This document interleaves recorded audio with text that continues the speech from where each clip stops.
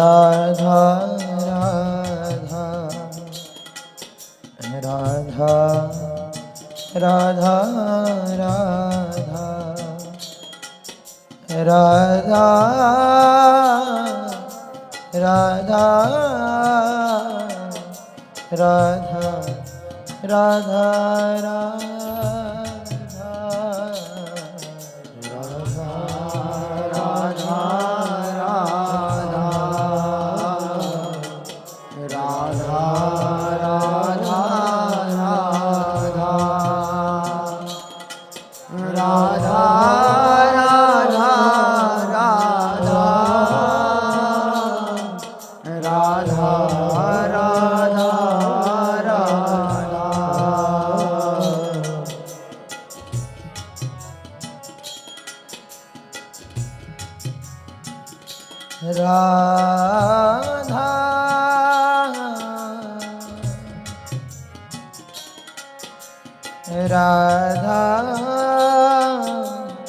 राधा राधा राधा राधा। मेरे बंगाल में एक कहावत है, संत लोग कहते हैं, गंगारो परोसे जोइछे पश्चाते पावन, दर्शने पवित्र करो यही तुम्हारे मुंह। बांग्ला में कि गंगा को हम स्पर्श करते हैं तो हम पवित्र होते हैं, और संत के दर्शन से हम पवित्र होते हैं। तो आज आपके दर्शन से हम पवित्र होते हैं। बहुत कृपा जो आपने दर्शन दिए आकर। राधा राधा राधा राधा राधा राधा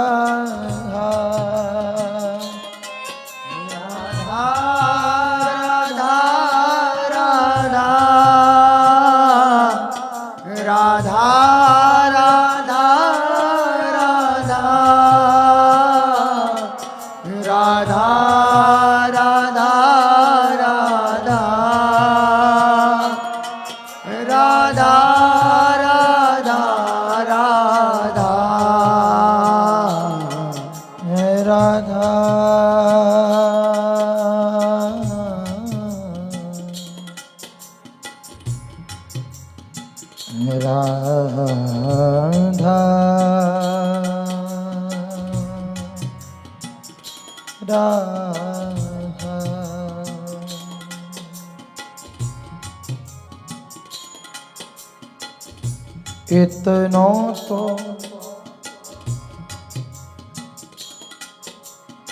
कबहू हसीने हो,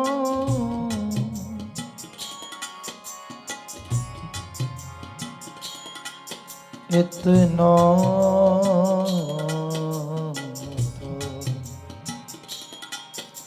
कबहू हसीने हो। सुनहु कृपालु किशोरी राधे,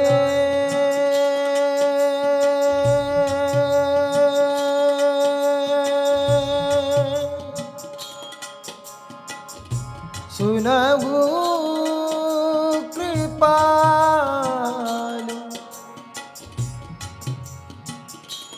किशोरी राधे राधे राधे राधे राधे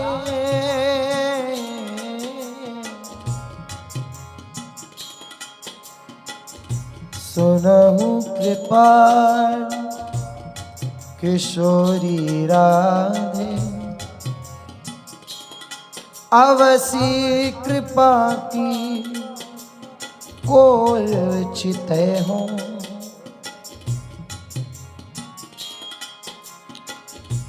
इतनो को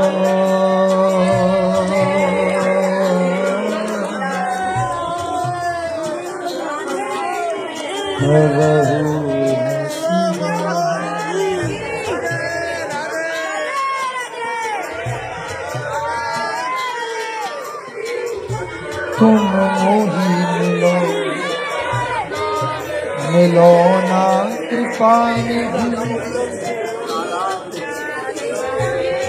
मुझको ढूंढत तो भटके हूँ